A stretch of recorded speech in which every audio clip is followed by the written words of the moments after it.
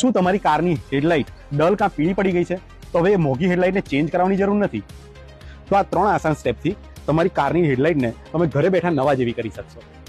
સૌપ્રથમ 1200 નંબરનું પેપર લેવાનું છે. પહેલાં હેડલાઇટ પર પાણી નાખી અને જે 1200 નંબરનું પેપર છે એનાથી તેને રબ કરવાનું છે. આપણે શરૂઆતમાં હાફ પાર્ટ કરીશું જેથી આપણને ડિફરન્સ ખબર પડે. આનાથી ઉપર લાગેલો જે મેલ છે એ બધો વધારે પડતો નીકળી જશે. આ 1200 નંબરનું પેપર કોઈ બી કલરવાળાની દુકાને તમને મળી જશે.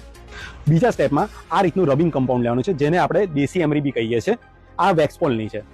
હવે આ દેશી એમરી તમારી લાઇટ પર લગાવી દો અને એને સારી રીતે રબ કરી દો.